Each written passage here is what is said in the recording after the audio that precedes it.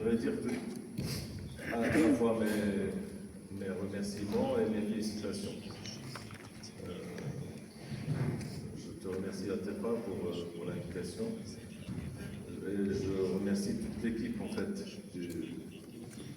de l'ISADAC qui a veillé avec beaucoup de... Quand j'ai vu le programme, et je crois que mon collègue hier a fait allusion à ça, on voit que ça a été fait avec beaucoup avec du cœur en fait, avec beaucoup de professionnalisme. On le voit déjà au niveau de la répartition des panels, ce qui n'est pas le cas.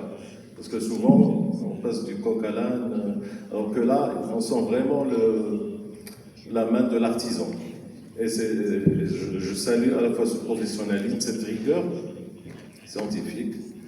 Et je confirme, je crois qu'hier, la question a été posée, que cela devienne un rendez-vous annuel.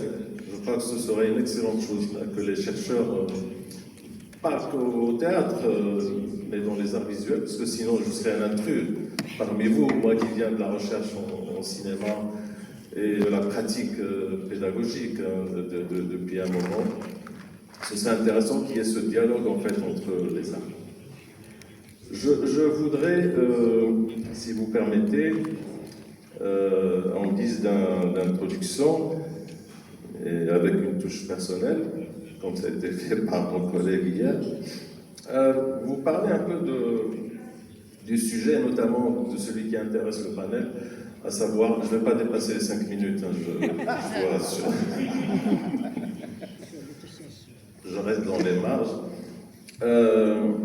Quand j'ai reçu le programme en fait, du colloque, j'ai commencé à recevoir, comme vous tous d'ailleurs, sur les réseaux sociaux, sur le mail, etc., des informations, des articles sur l'intelligence artificielle. Certaines très intéressantes, notamment un article qui est sorti il n'y a pas longtemps dans une revue 1789, qui s'intéresse entre autres qui s'intéresse au cinéma et aux arts, et qui pose la question du rapport de l'histoire, notamment de l'archive, et de l'intelligence artificielle.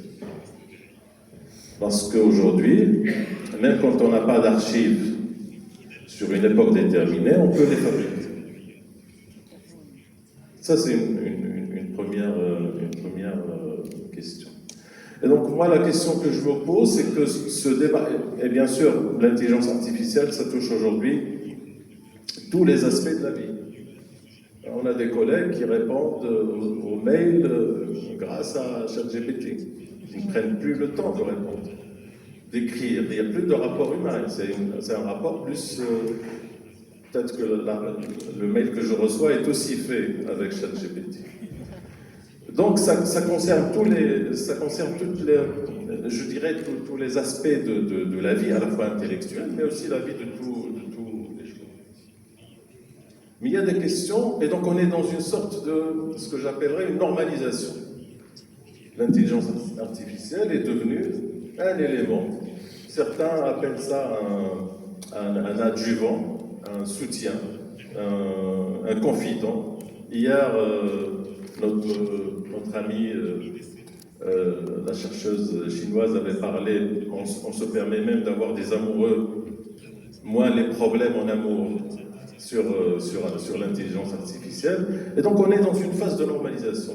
Et le danger dans cette phase de normalisation, d'émerveillement et de normalisation, les deux en même temps, c'est qu'on ne se pose pas les vraies questions. On ne se les pose plus, parce que c'est un fait, et on fait avec. Donc on parle même au cinéma et même dans les autres arts, on parle plus de comment utiliser, d'où ça vient. L'une des questions qui va se poser, je ne sais pas si Moulay Ahmed Badri est là, Moulay Ahmed avait parlé hier de quelque chose de fondamental. C'est que nommer les choses n'est pas quelque chose de neutre. Et ça, on va le voir au niveau de l'intelligence artificielle, par opposition à quoi? Par opposition à l'intelligence humaine. Et dans ce qu'on voit aujourd'hui, il y a une suprématie de l'intelligence artificielle sur la c'est ce qu'on nous fait croire, d'ailleurs, ce qui n'est pas vrai. L'intelligence artificielle sur l'intelligence humaine. Donc, déjà, il y a ce problème de nommer les choses. Et nous tous, chercheurs, pédagogues, etc., on utilise le terme d'intelligence artificielle sans savoir d'où ça vient. Et cela va nous amener à se poser la question de qui finance, en fait, les recherches. Qui est derrière tout ça? On revient à la Silicon Valley, on va vers les suprématistes, on va vers les antidémocrates, on va vers un discours raciste, homophobe, etc. Ça vient de là, en fait. Est-ce que c'est l'idéal que nous partageons? Non. Mais pourtant, on est dedans, parce que justement, on ne se pose pas de questions. Et je crois que l'une des questions qui nous interpelle tous, c'est mais que peut finalement l'artiste? À part le fait d'utiliser l'intelligence artificielle, donc le travail qu'il fait. Le cinéma est très développé en ça. Il y a aujourd'hui des sections dans des festivals où c'est des films faits par, par l'intelligence artificielle.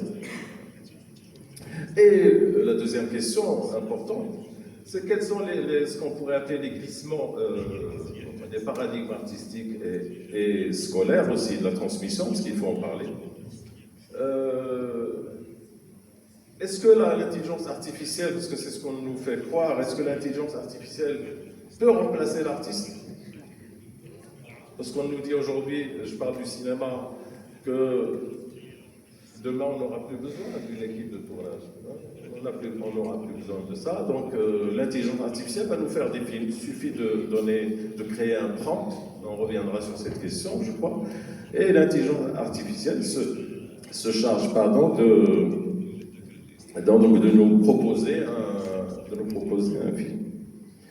Et je crois et c'est l'intérêt de ce débat aujourd'hui, de ce matin et de ce colloque, c'est que d'un côté l'artiste, je parle de l'artiste dans sa dimension globale, d'un côté l'artiste et de l'autre le pédagogue, l'enseignant, ils ont un rôle essentiel dans ce qu'on pourrait appeler de la résistance. Et j'utiliserai un terme. Donc d'un côté, ils vont s'emparer de l'outil, bien sûr, mais ils vont s'emparer de l'outil pour le détourner, pour l'interroger, pour le remettre en question. L'enjeu est aussi, et donc ils vont jouer le rôle que jouent les intellectuels, d'une manière générale, de contrepoids par rapport à ce qu'on appelle l'intelligence artificielle. Et de l'autre, la grande question qui va se poser, c'est quelle est notre position en tant que pédagogue devant cet outil. Parce que la question qui se pose, quand on lit un peu tout ce qui s'écrit sur l'intelligence artificielle, on nous annonce que le numérique et l'intelligence artificielle vont sceller le déclin ou la fin de l'école. Donc la question qui va se poser, c'est quelle serait notre position à nous devant ce qui arrive. Voilà, je voulais donc vous parler de ça parce que je crois que c'est important, avant de donner la parole à mes collègues, c'est important qu'on puisse réfléchir ensemble sur ce qu'on est en train d'utiliser. Et si vous voulez que je coiffe tout ça, on est dans les années 60 au Maroc, quelqu'un comme Ahmed Bouanani avait parlé de la nécessité. Pardon. Les années 60-70, Ahmed Bouanani je crois qu'il a été précurseur de la notion de décolonialité. Il avait parlé de la nécessité de décoloniser le regard et j'ajouterais de décoloniser les savoirs aussi. Voilà. Donc, je suis ravi honoré de vous présenter.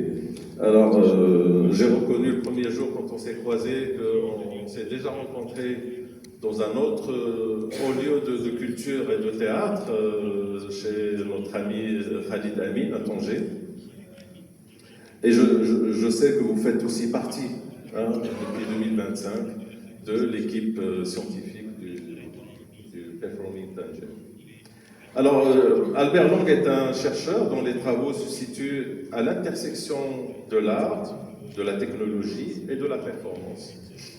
Il explore comment les environnements scéniques servent de laboratoire pour la recherche technologique. Voilà, donc je lui donne la parole.